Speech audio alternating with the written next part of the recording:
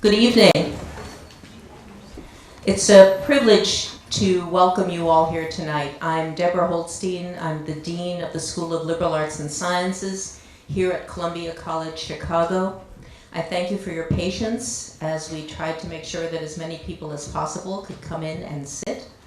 If you would please turn off your cell phones, your pagers, your beepers, any electronics. I guess that also means your iPads, your laptops. You get the drill. You know what I'm talking about. Thank you so much for coming this evening. I need to let you know that we are being recorded for cable television. So if you do not want the back of your head to be on cable television, you may want to go outside and observe from the hallway. This is also going to be uploaded to YouTube. And for those of you who, yes, hubba hubba, for those of you who RSVP'd, you know the name of Allison Bretz, my assistant in the LAS Dean's office, abretz@colum.edu. If you email her, she will be very willing to send you the URL for YouTube when we know it. And then you can see the back of your head and all that kind of stuff. I want to thank the people in the office of the Dean, my office in the School of Liberal Arts and Sciences. I will probably forget someone: Brent White, Allison Bretz, Dorothy Horton Jackson, Rebecca Flores, Eddie Lynn Paris, our tireless student worker. Everybody's been just wonderful. You are fortunate this evening that we have Peter Cook of our ASL English Interpretation Department to give a presentation for us. And before I introduce Diana Gorman-Jamrozic, the chair of that department, I just want to say that ASL is one of our shining stars at Columbia. Last year, they achieved something that very few programs achieve, which is national accreditation. And this is a very big deal. And they are to be commended. I founded the Dean's Lecture several years ago to highlight at least some, because we have so many outstanding members of the faculty in the School of Liberal Arts and Sciences. And I wanted to provide a forum whereby they could speak to audiences not only from within the college, but for the many of you who I know and we're very appreciative who have come from the community, from other institutions around the Chicago area. I want to highlight excellent faculty, such as Peter Cook, whom you will hear tonight. Next semester, I will be bringing in someone from outside. In the fall, I highlight someone who's from Columbia. In the spring, I bring someone from the outside. We're going to feature the composer Laura Karpman the third week of February, so keep an eye out for that. She's pretty fantastic. It's my pleasure not only to welcome you, but to introduce Diana Gorman-Jamrozic, who will introduce tonight's speaker.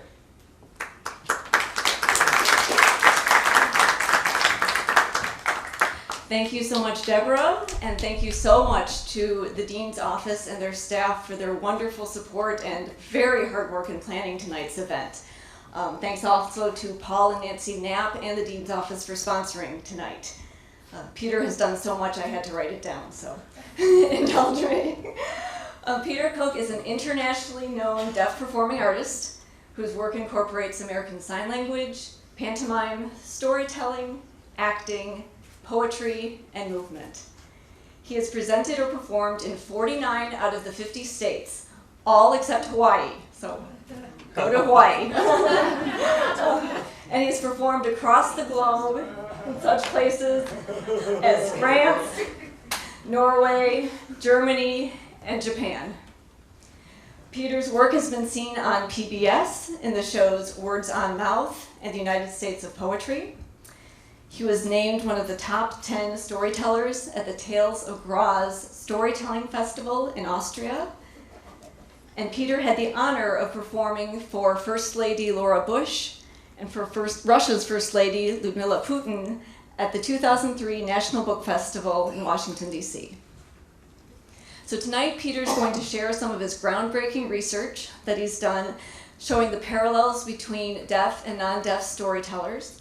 And then he's going to honor us by performing one of his own stories. So we'll enjoy that. Following his performance, We will welcome any questions that you have about his research, about his storytelling, or about ASL in general. And then we'll conclude this evening with a reception where DVDs of some of Peter's past performances will be sold, and a portion of those proceeds will go to our department's scholarship fund, the Michael Frislevitz Scholarship. So between all of Peter's travels, he teaches here at Columbia College Chicago. We are honored that Peter has chosen the ASL English Interpretation Department as his home base, his place to research, to create, to inspire.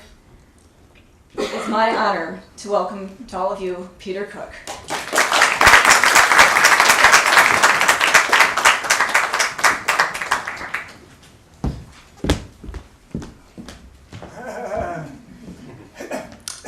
Hello, everyone. Good evening. Wow, it's packed.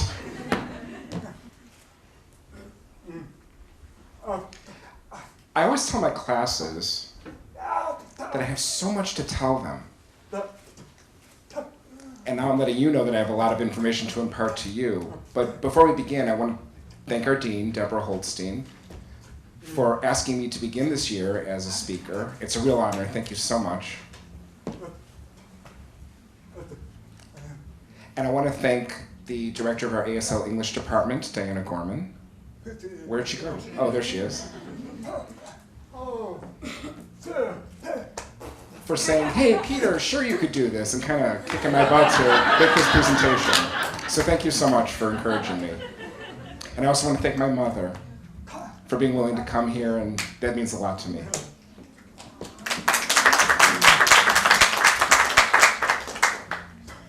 Okay, so let's begin.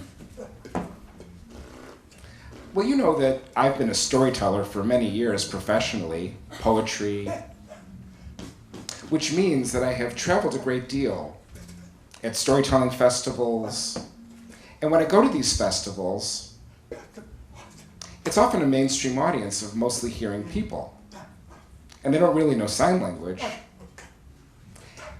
And so often I'm working with hearing storytellers on stage, so that means I need an interpreter with me.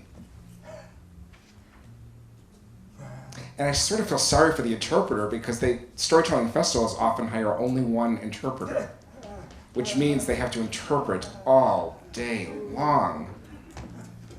So often I tell the interpreter, go take a break. So they go away and I'm left there as the only deaf person in a hearing crowd. So I watch the hearing storytellers. Now I'm not really very good at lip reading, and I don't really understand what it is they're saying, but I can recognize when they're becoming a character in their story, or when they're narrating their story, when they enter the world of their story, and when they step out of the story world. And again, I don't understand their speech, so I'm wondering how it is that I can recognize all of that. Or, hearing storytellers often say to me, well, I love the way you embody your characters. But if there's no interpreter with me, how do they know? So it struck me and led me to think about the role of the nonverbal in storytelling, in that process. And I thought it was worth some study and research. Because we've often struggled with an attitude. Whoa. Whoa, this is a heavy word. That attitude of superiority, looking down on something else. And this is an attitude that's prevalent in Western literature. Western literature tends to value the written and the published, and other forms of communication are devalued. Now it's interesting that the oral narrative of storytelling, that realm, and by oral I'm not necessarily talking about lip reading or speech reading. By oral narrative I mean a storyteller standing before an audience face to face, interacting with the audience, building a rapport.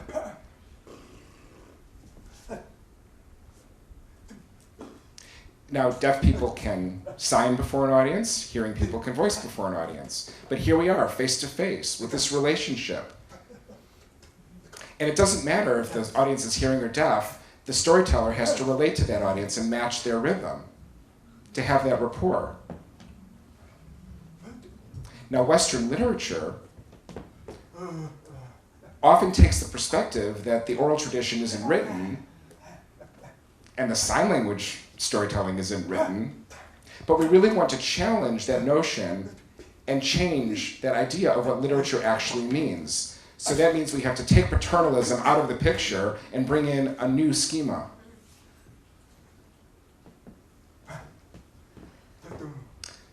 The visual, spatial, kinetic lens.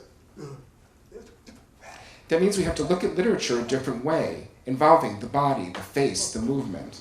And that's what I'm going to be discussing this evening. So I think to myself,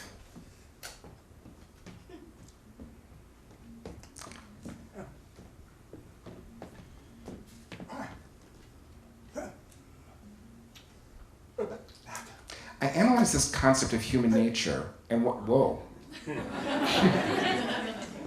Can you still see me?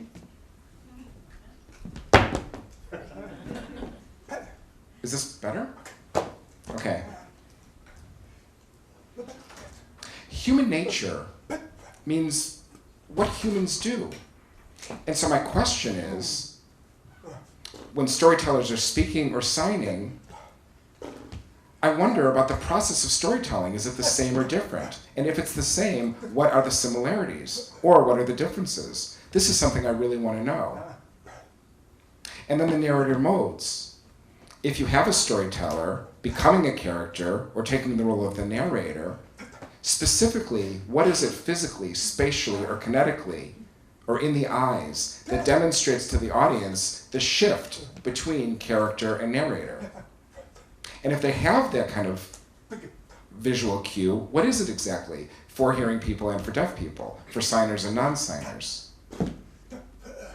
And how do narrators shift between the story world and the world outside of the story?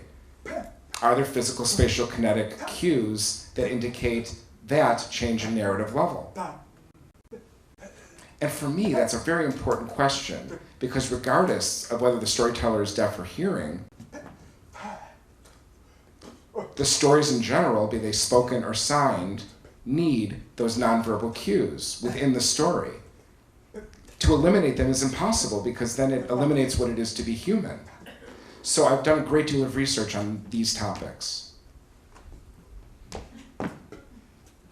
And I've chosen 6 storytellers, 3 deaf and 3 hearing. These are the deaf, and on the right is the hearing. And the reason I chose these storytellers is because they're all professionals. And just to let you know, Crom Saunders is our faculty member in our department, and he's also a professional storyteller as well. Now, they are professional, and their stories tend to be performed in public spaces. And they tend to use personal experience narratives. I'm not interested in folklore or fairy tales that have strong mythic characters or themes. I'm focusing on the personal experience, and that's where my research tends to focus.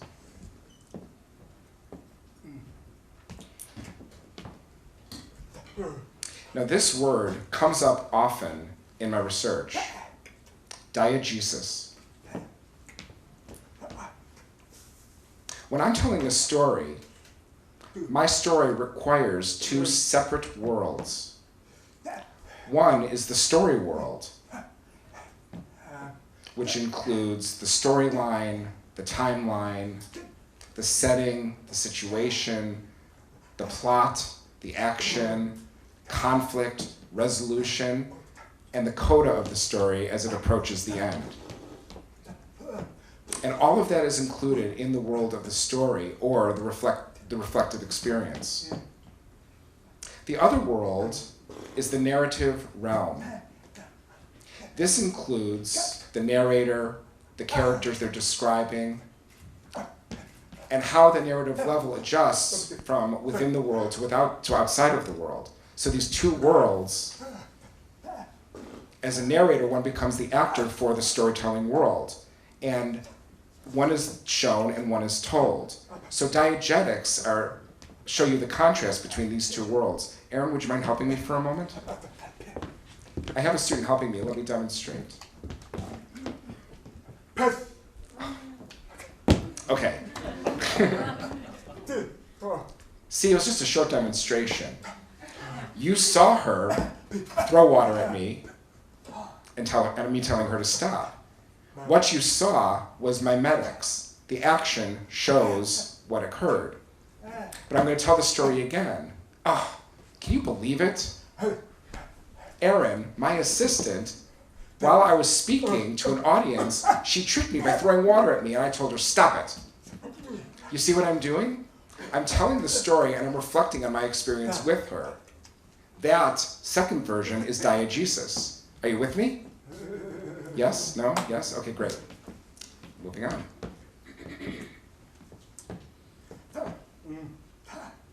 For telling a story, it requires two different actors. The autodiegetic narrator means I am the main character of the story. I am the protagonist. I'm talking about me, and obviously it's a personal story. Often, in other words, I am the narrator of my own story. Hetero means the opposite. It means any character other than me. Often in the story world, my research shows that there tends to be the use of both at the story level. And we're going to talk about two different narrative levels. My research shows that there are two distinct narrative levels. Extra means external, or outside of that world, giving information about what happened. Intra means immersion in the story world, where I could see the world in which I'm creating the story. And regardless of whether you're telling a story in speech or in sign language, these different aspects of diegetic narrators and narrative levels are involved.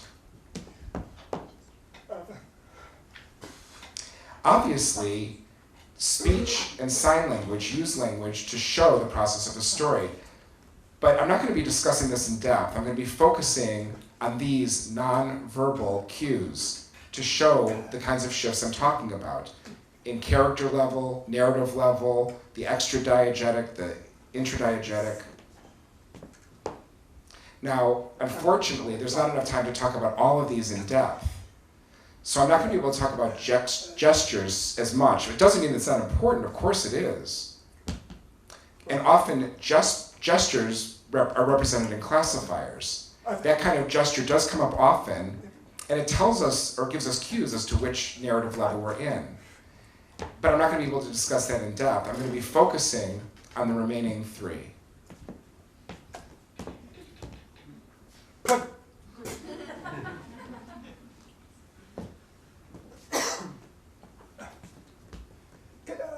Now, did you notice the yellow and the blue came together to become green, right? That concept is what I'm going to be discussing, that concept of space in storytelling. And the space in the world of the story becomes a signifier of something. And there are two kinds of space that I'm going to refer to.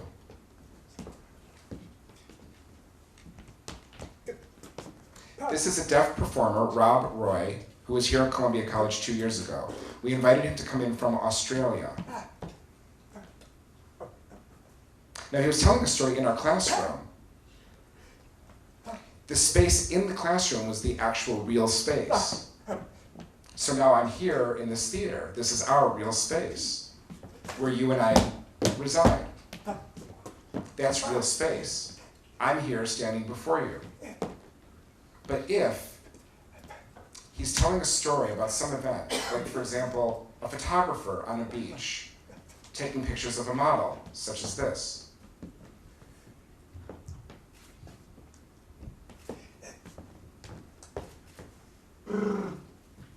If he's looking back on an experience or making up an experience of a beach with a photographer taking photos of a model,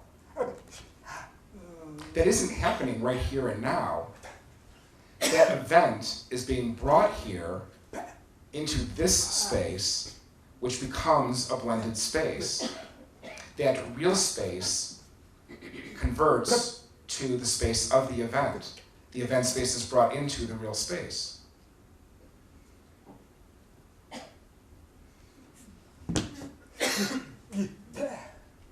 So he enters the story and says, I remember I was on a beach and there was a photographer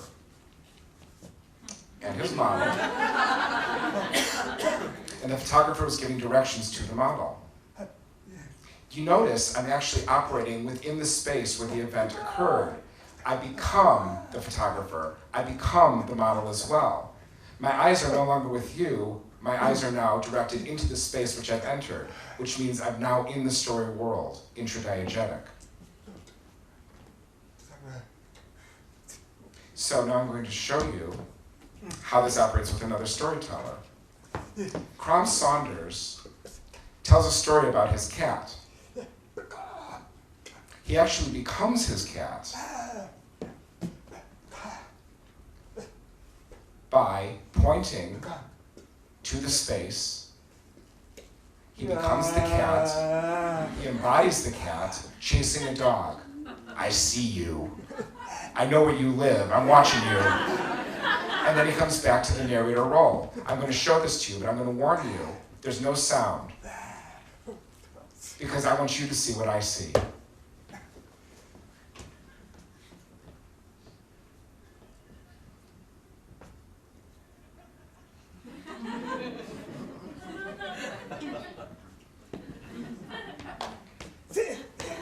See?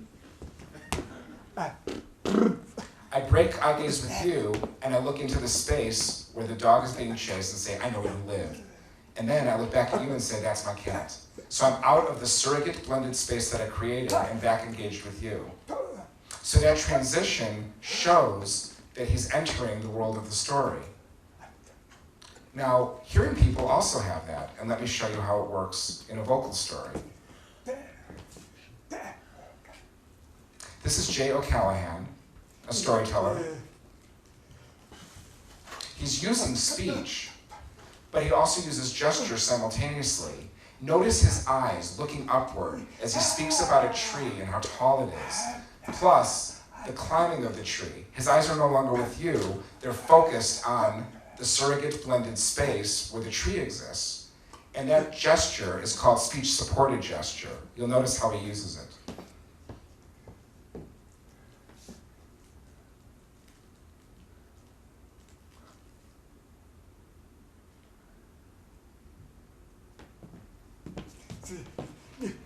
See, he's in the world of the story using that surrogate blended space he's created. But he's also showing you what the tree looks like. He's not saying, I climbed a tree over there. That's not what he's doing. It's very different.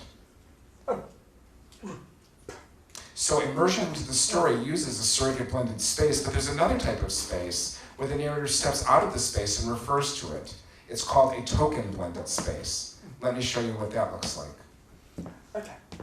Again, we have our photographer, but suppose I don't want to enter the story. I want to stay out of the story and comment on it. So I move away from the space, and this is how I do it.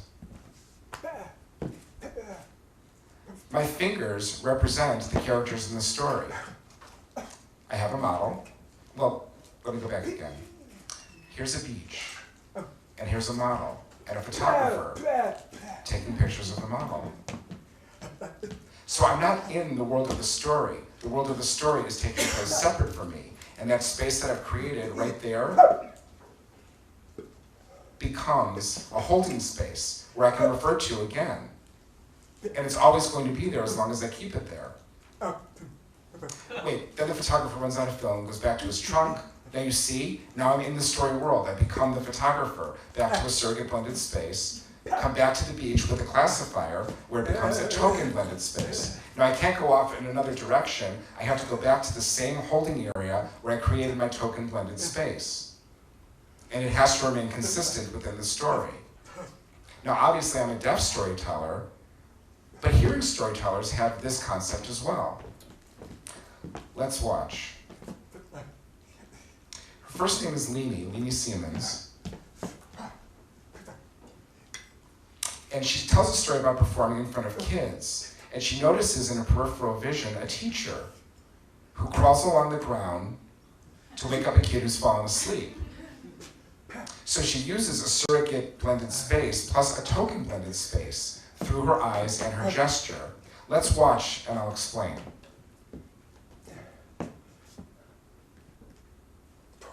Token, blended space. Surrogate blended space, she's in the story. Token blended space as the teacher crawls along the ground. That movement, you can see the teacher moving along the space. That's gesture as well, but it's more of a deictic gesture. It shows where the teacher is as she's talking. She's looking to this teacher crawling along the floor.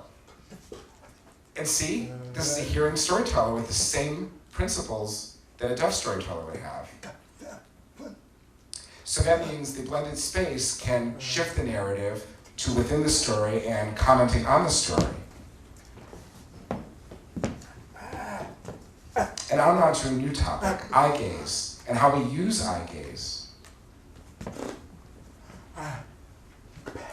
To let you know, compared to facial expression and body motion, eye gaze is one of the most important influences for determining what narrative level we're working at, and whether we're in the world of the story or not, whether we're in the realm of the character or the realm of the narrator. And it's very complex. There's a ton of different perspectives on eye gaze, but I'm going to talk about 3. The first 2 are basic, and the third is a bit more complicated.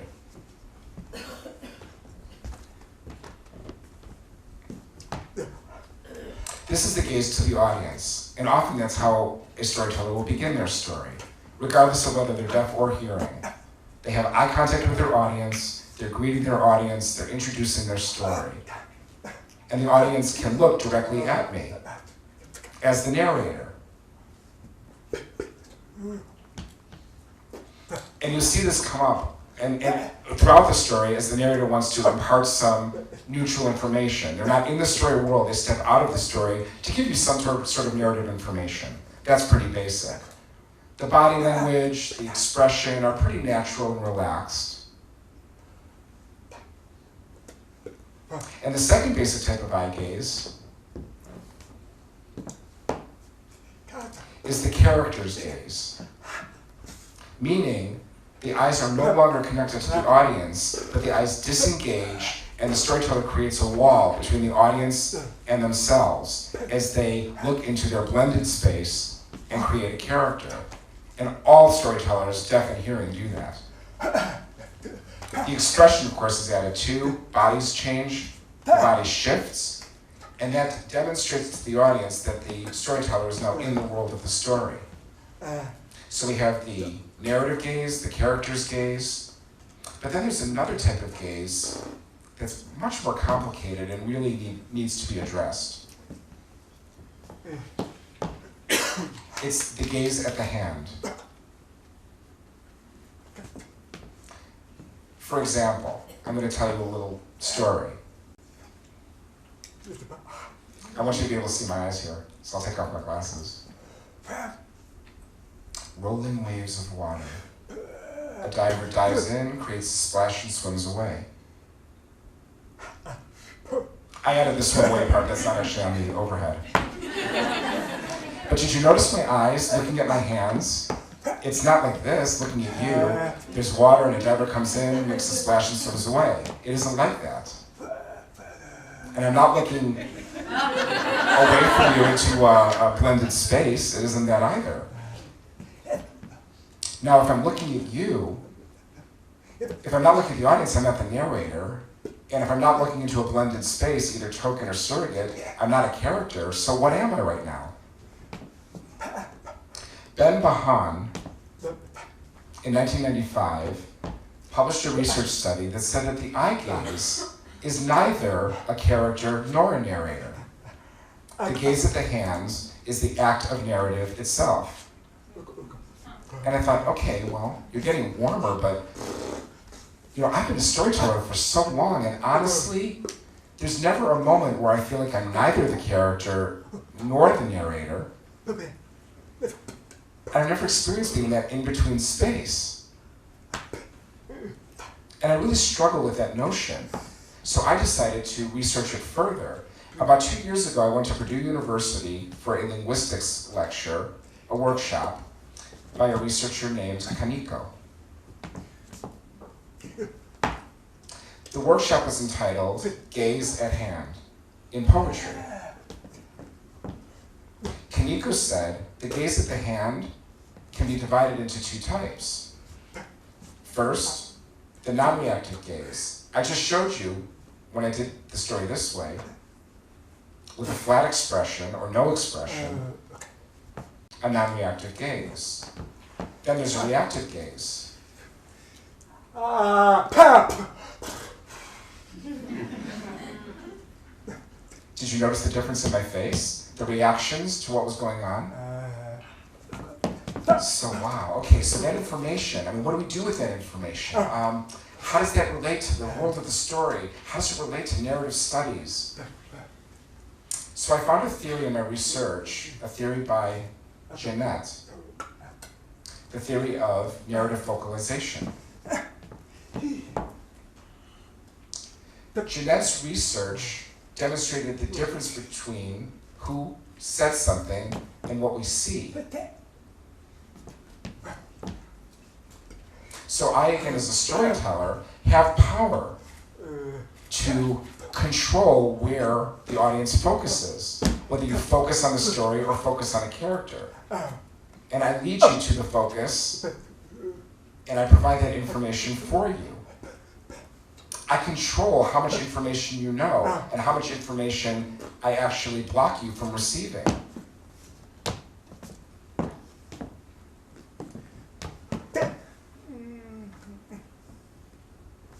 When I showed you the non-reactive gaze without any expression, I, as the storyteller, block you from access to information about how the diver feels, what the diver's reaction is. Is he scared or proud? How does the water feel? I didn't give you any information about that. I controlled how much information you received, and I created that through external focalization. Now I can create internal focalization and bring you farther in. Meaning, I can show you how the diver is feeling.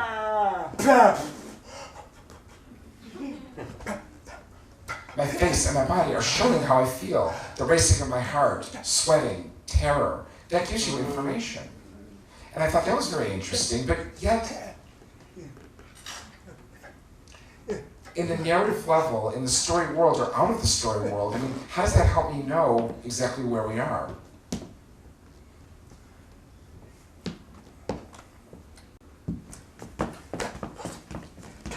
So my question is, can the focalization be it external or internal? Can those occur both extradiegetic and intradiegetic in the narrative world and the story world? A researcher named Mulrooney noticed that if the diver dives and we stop him for a moment, my face seems much like a character expression. And I'm strongly in the story world, and yet I have a classifier which seems to put me at a narrative level that's extradiegetic. It's partitioned. Two things happening simultaneously. So that's called Mulrooney's partitioning. Well, that's very interesting because Jeanette said we have something called a zero focalization, meaning you're not external, you're not internal, you're not focused on the story or the character, you're in this in-between place. And at that moment, you're partitioning. So I'm suggesting that we change this to a zero focalization.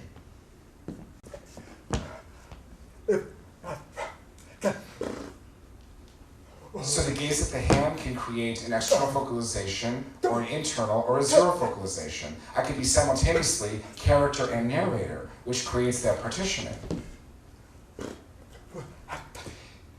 So does the intra-diegetic narrative level, the story world, have that as well? Let's look at a surrogate blended space where this can be used. I'm going to become the diver,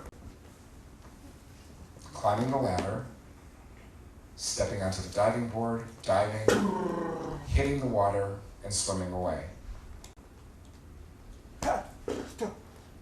Didn't have much expression, so what do you think I'm feeling or how I'm thinking? Am I scared? I'm not showing you this. I'm not exposing this to you. It's sort of an externally focalized storytelling. And now,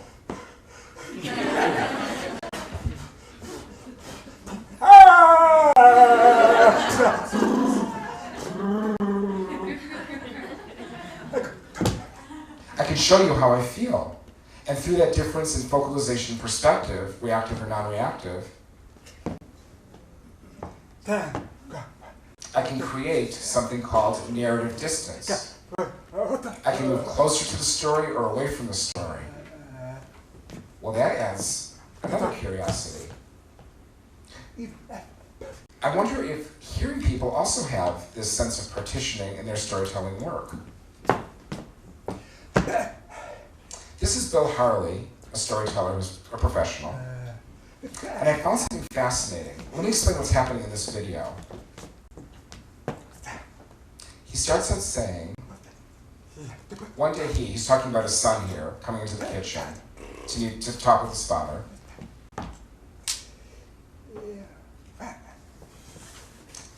And as he says this first sentence, he comes into the kitchen, he's looking down at his hand to show the space where the kitchen is occurring. Now I'm strongly a narrator, but it seems like I'm speaking in third person. He comes into the kitchen, and then he'll shift and speak the sentence, and he looked at me and said, so that sentence, he looked at me, it seems like a third person sentence, but the body language and the eye gaze are creating a surrogate blended space simultaneously. So I'm not looking at the audience, but yet it seems like in the narrative world, speaking that way, but yet in the context of the story, the surrogate blended space, that looks like partitioning. Meaning the speech and the nonverbals become partitioned. The same as I showed you in sign language, where the body and the face and the gesture became partitioned. And that's kind of a warning that we're about to make a shift into a new narrative level. So he turns and he speaks in third person, and then his body shifts again. He looks at the same token space where he established the kitchen and said, I said.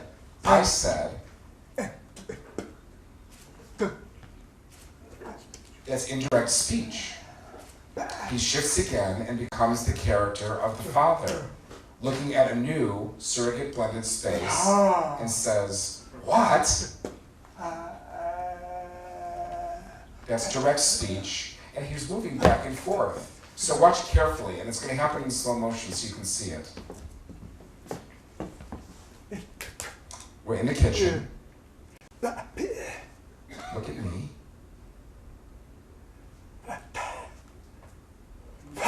And I said, what?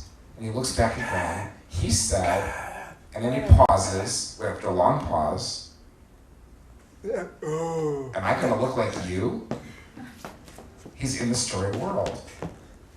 So I'm looking at this and thinking, do other hearing storytellers have that? I'm going to show you another brief example.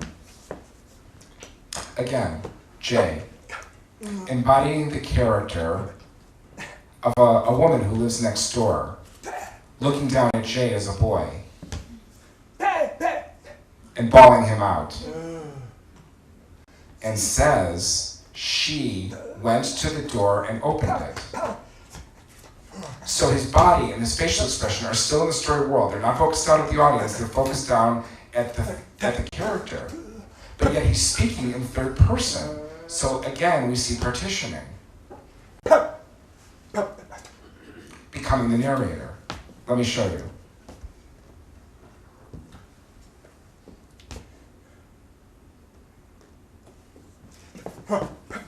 The one movement, the one pulling back, changed everything at the narrative level. And again, we see partitioning. So again, regardless of deaf or hearing, storytellers use partitioning. The physical that warns you of a change in narrative level. So now the last thing I want to address is the body shift that's involved.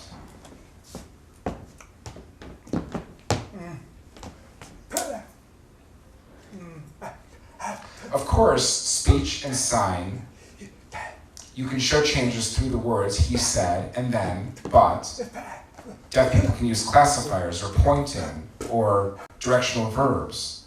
But they also have these nonverbal parameters as well.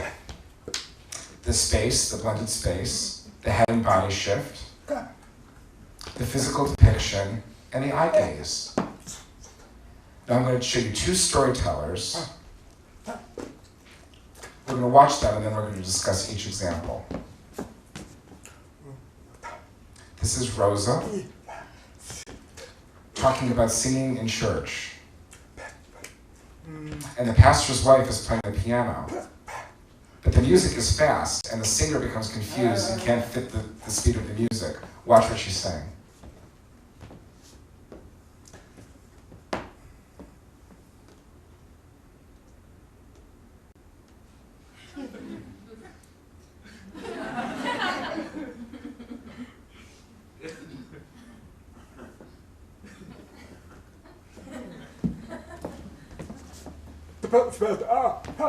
Too much information. Wait. I'll help you with it.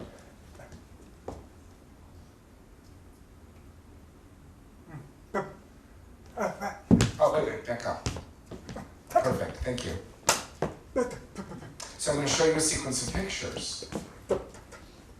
These are some time-lapse photographs. She opens. She's in the story world,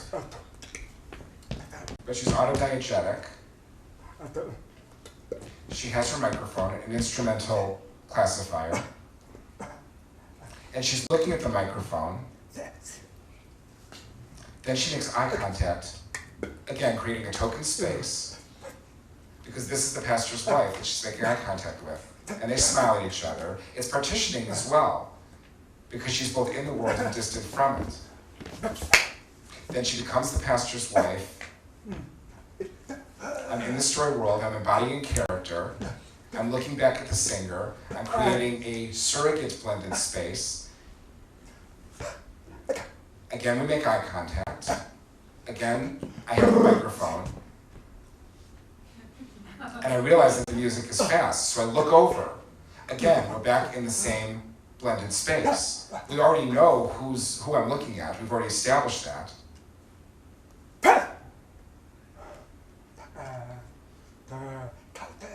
The hand creates a strong character. She's strong in the world, but then she talks to the audience. Again, we have partitioning.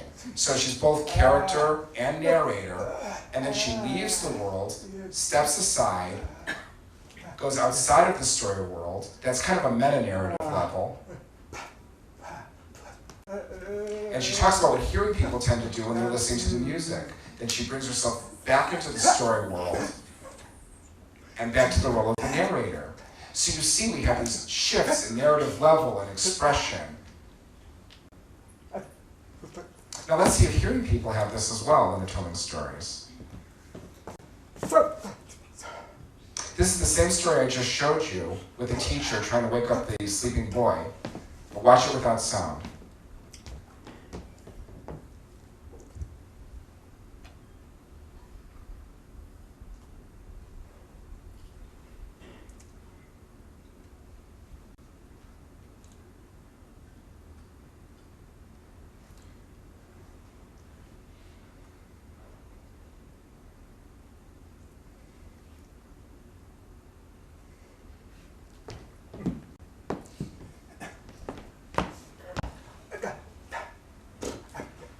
again, there's many different things happening here. She opens the story as an autodiegetic narrator, explaining what's going on. Her eyes look down at the children.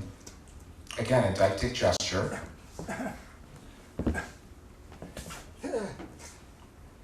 She references the children, then she looks back at the audience, becoming the narrator once again, and then points to a new token blended space. She brings her eyes over, which creates a surrogate blended space, and then back. And then she brings her hand over to show where the teacher is, and then shows the motion of the teacher crawling. She becomes the teacher. She's in the story world.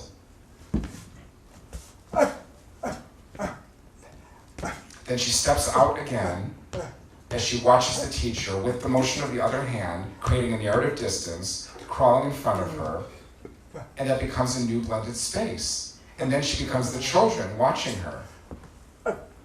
And then she steps outside of the world and adds information to the story.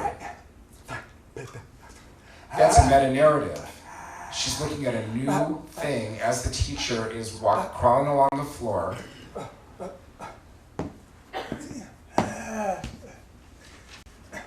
So you see how she uses these similar concepts. And for me, it seems that by use of space or eye gaze, you can determine the narrative level shift, or the change in character, or the vocalization difference.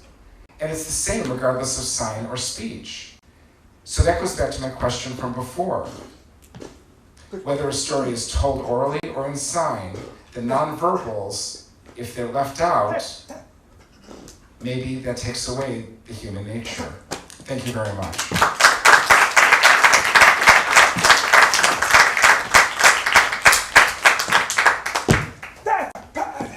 And now it's time for a story. Enough lecture. Wait for a moment while we adjust the stage.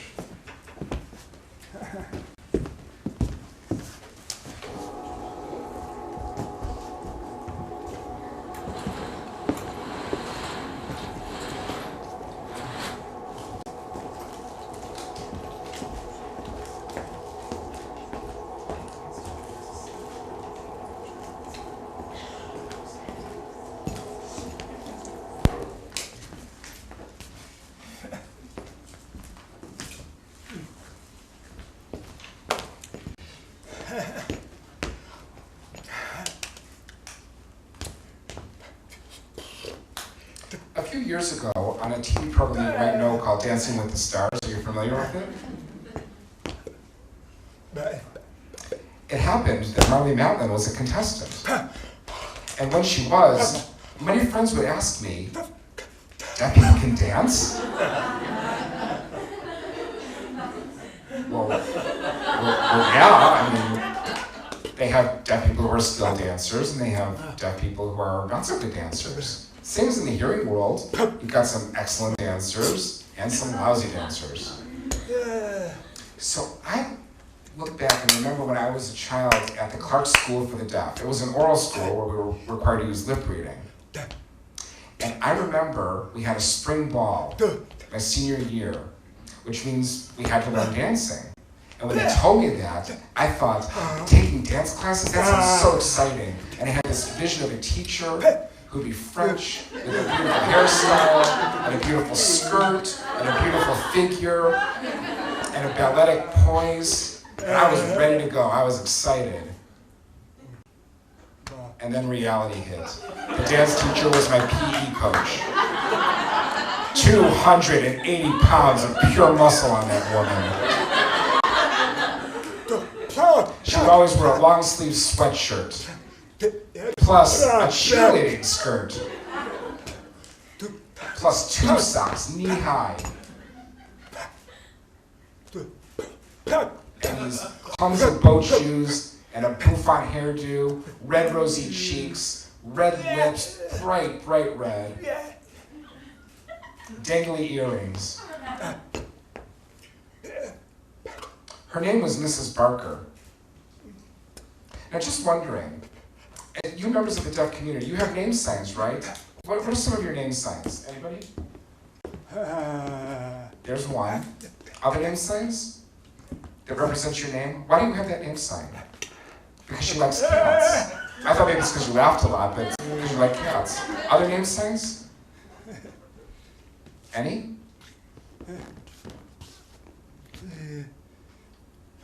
Why is this your name sign? Because glasses? I see. So obviously, people in the deaf community, or members of the deaf community, have signs to represent their names.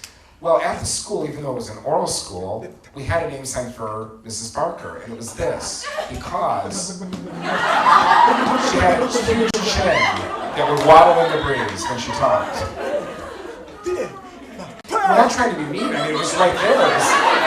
It was hypnotizing, and it was right in front of us. Anyway, she was our dance teacher.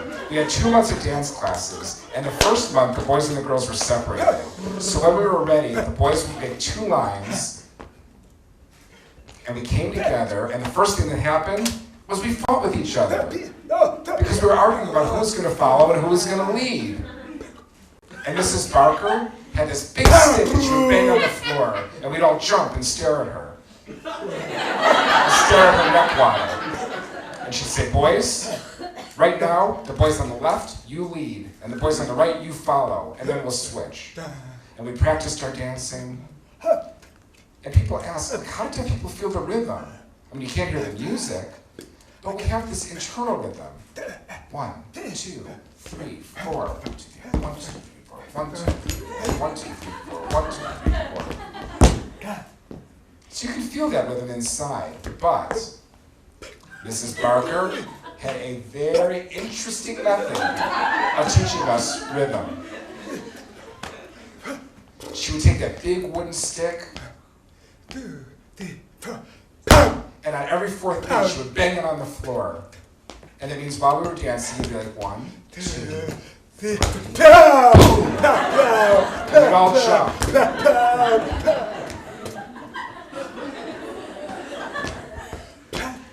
So we practiced our dancing for that whole first month. And then the second month, it was time for the girls to come on in. And the boys lined up on one side and the girls on the other. And we came together, and the first thing that happened was we fought.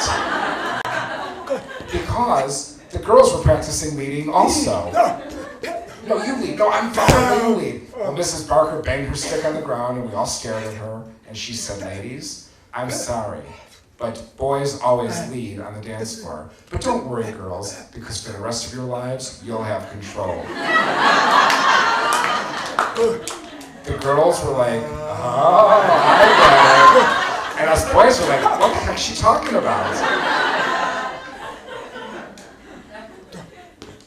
So we practiced dancing, and we learned all the different ballroom dances. The foxtrot, the cha-cha, the salsa. And when that month was done, the night of the dance, and it was held in our gymnasium. But when you opened the door to the gym, there were beautiful arrangements of roses all up and down the walls. And the basketball court was cleaned and polished to a shine, and all the lines were freshly painted. And there was a mirror ball on the ceiling that would bathe the gym in beautiful fluorescent glowing lights. And there was food and a live band. I mean, can you imagine hiring a live band for a school for the deaf? Must have been cheap. Oh, so all of us boys, we were lucky because we looked styling in our black bow ties, our black jackets, our tuxedo pants with the shiny stripes down the side, black patent leather shoes, our hair slicked back, handkerchief in our pockets, and we felt like James Bond 007.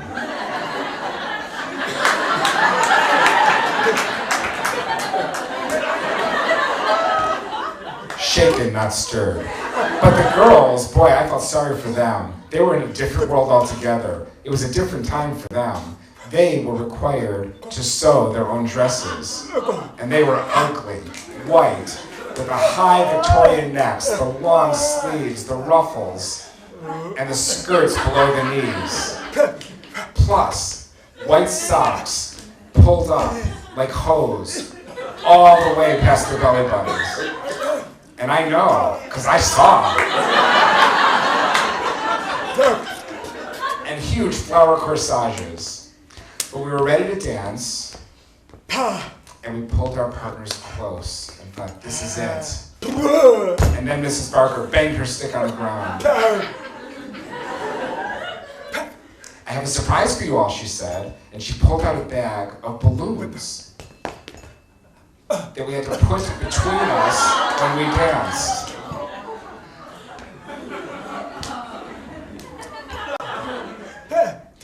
One, two, three, boom. 1, 2, 3, boom. And then the balloons would ride up to our faces. Green, blue, yellow, that's all we saw. Oh, but I tell you, it was the best night of my life.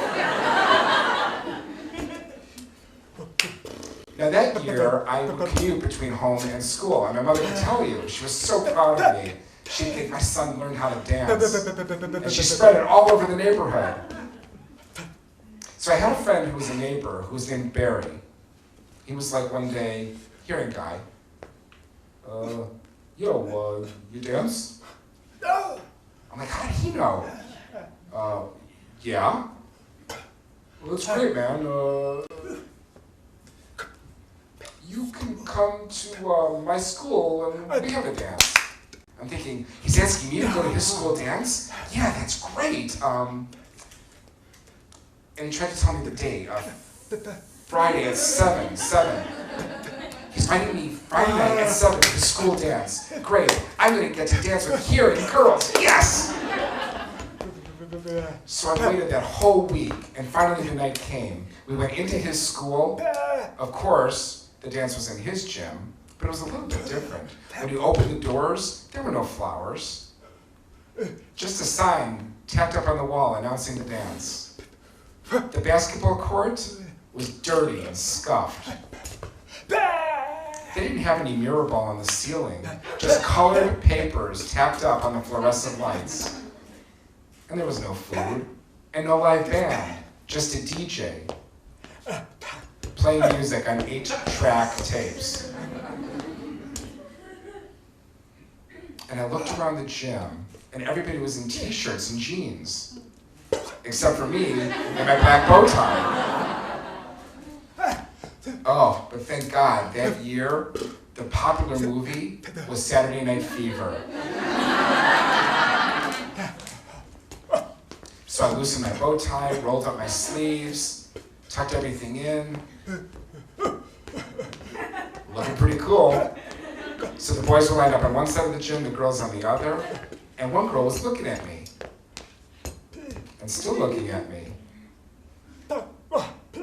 And still looking at me. And that look, I know what that meant. She wanted me to dance with her. And I didn't know what to do because I hadn't practiced my speech. I was supposed to ask her how to dance. Can I have this dance? What was I supposed to say? And I just had my hand in front of me, and she saw it and grabbed it. And I thought, well, that's cool. I didn't have to talk at all. My hand took care of everything. And then she pushed me back and started dancing around. And I thought, oh, nobody dances while they're touching here. That's interesting. Well, okay, I mean, when in Rome.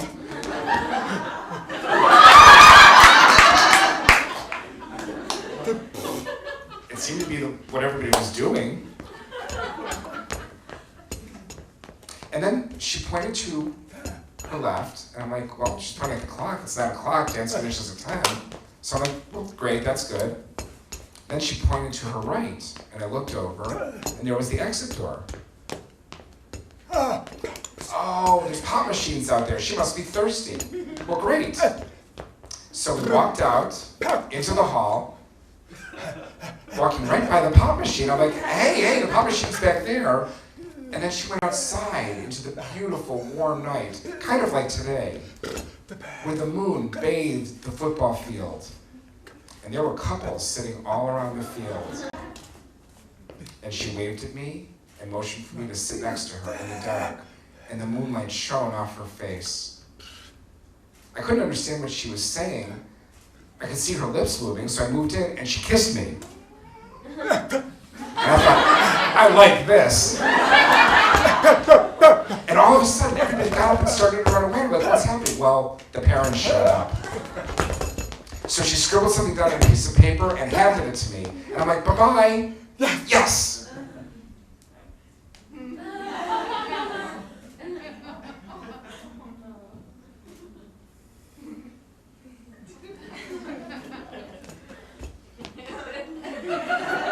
It was her phone number. There were no video phones back then.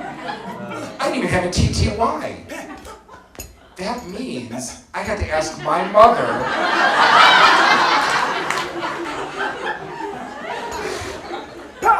and say, Mom, I just met a girl. I want to make out with her again. Could you call her for me?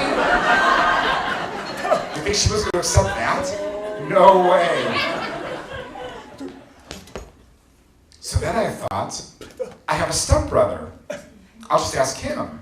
The one problem, he was 6 years old. So I had a choice between a 6-year-old or a mother. So I thought, well, better go with my brother because I can control him. So I'm like, hey bro, call this for me. Well, who's this, he said. A girl? That's gross. Just call. So he dialed on the rotary phone. He said, it's a man's voice. Well, it's obviously her father. Oh. Which daughter do you want to talk to? I don't know. She didn't write down her name. I'll know. I'll just say the name of the school. It's Cheryl. Cheryl? That's a nice name. Ask her if we can go to the dance again next month. And he just talked to her for a long time, laughing and joking. And I'm like, what's going on? And he hung up, and I said, so tell me, what did she say? You want to know? Yeah, I want to know. It'll cost you $1.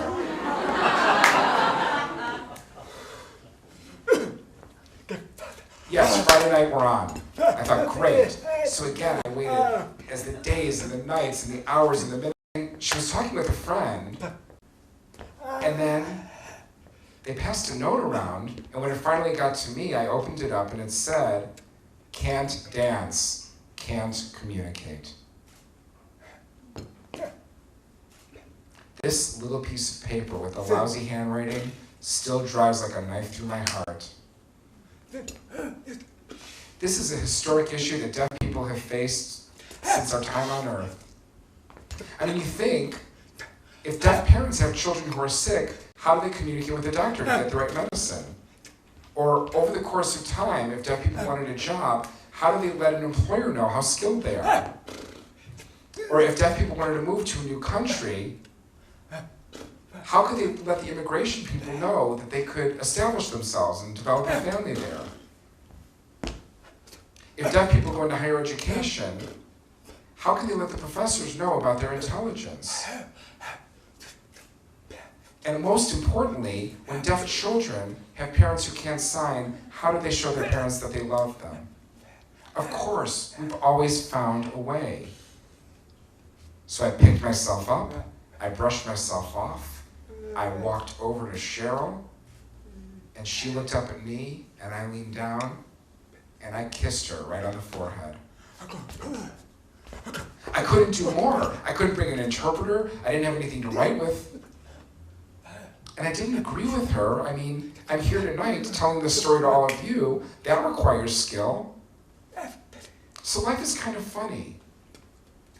2 years ago, I was performing in Seattle, and when my show was done, I was meeting some people and talking with them out in the lobby. And I saw a nice-looking woman and realized, that's Cheryl.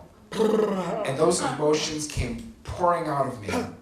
Because seeing her again, I remembered all that embarrassment and shame that had been locked inside that burst out like a volcano. And she motioned to me and said it was me who can't communicate, not you. And I saw that she was signing. She had become an interpreter.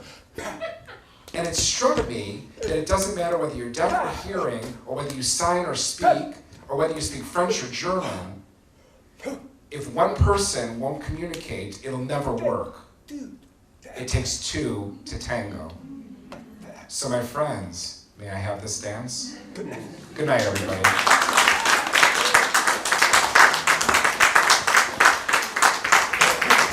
Thank you.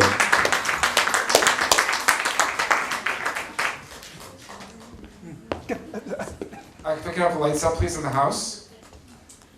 Where's Diana? Diana, do you want to come up as well?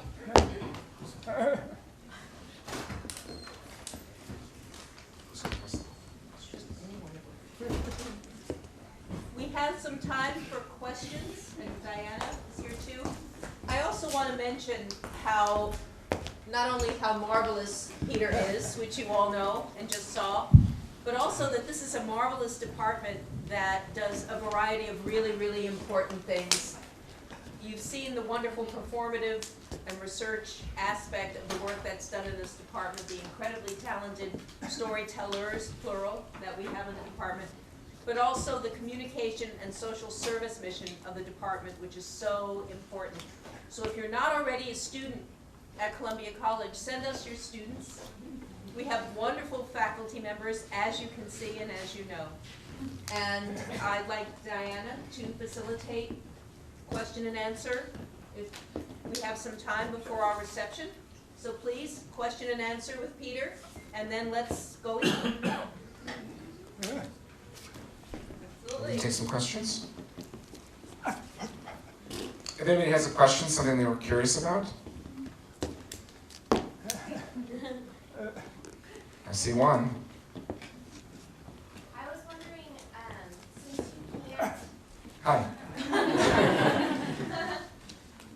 was wondering, since you can't hear the laughter or the oohs and ahs of the audience when you're telling your story, how you connect with the audience or how you feel their energy.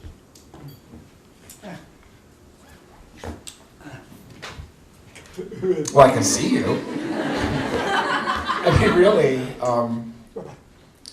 normally when I see an audience, I mean, I can't hear them, but I see the body language, the nodding, the head cock, the laughter, and I can feel it from you as well. Yesterday at rehearsal, when the lights were on me, I said, please, if you could raise the audience, I need to see the audience so I can have that rapport. So that's how I figure out how the audience is reacting, really by looking at them, even though I can't hear them.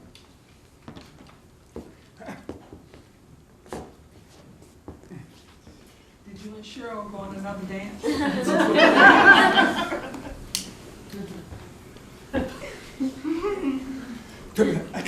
Cheryl? No, I haven't seen her since that night. If I saw her, I would love to dance with her a lot.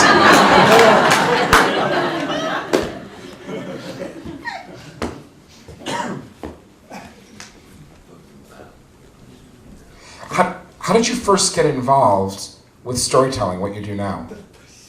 You mean, how did I get involved in storytelling initially? Well, I started as a poet. And I really became very immersed in poetry, but it didn't feel like family to me. But then I went to the Illinois Storytelling Festival, and I saw some wonderful storytellers here, and I was amazed. And I just fell into that world. I mean, I realized that poetry and storytelling are under this large umbrella. And I guess I started about almost 30 years ago now. I started here in Illinois. In college, I started studying poetry at the Rochester Institute of Technology, but the storytelling really began here in the Chicagoland area. Any more questions? Yes? I would like to know, do you feel accepted and acknowledged by the hearing storytelling community?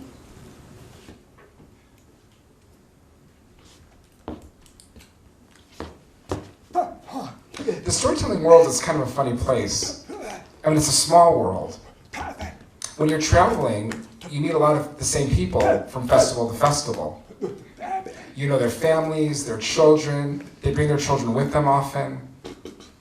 And we exchange, jives, and they talk with me. But often, if I don't have an interpreter with me, I still try to connect with them. And, I think we understand each other's stories, and we kind of share at that level. The same as in the deaf world, we share things because we're deaf, but we also share things at the level of storytellers as well. What's the most favorite thing he likes to do when he's telling stories or interpreting? What's the favorite thing? You mean my favorite story? favorite story? Do you like to tell comedy or serious, or when you perform? Really, I do a variety. I mean, it kind of depends on my audience. If I'm hired for a school, then I do something more appropriate to them. I mean, but often my stories are personal narrative. I enjoy folklore and myth, but I like to tell stories about what life was like for me growing up, my personal experience and that perspective. That's what I like to share. Let's do one more question, please. Okay, this may be a silly question. If they made a movie of your life, who would be the actor that would portray you?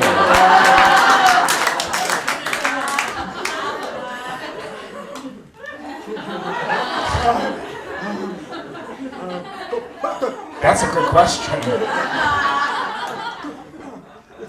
I told my mom if somebody asked me a hard question, I would just respond with, boy, that's a good question. I honestly don't know. A young Pierce Brosnan.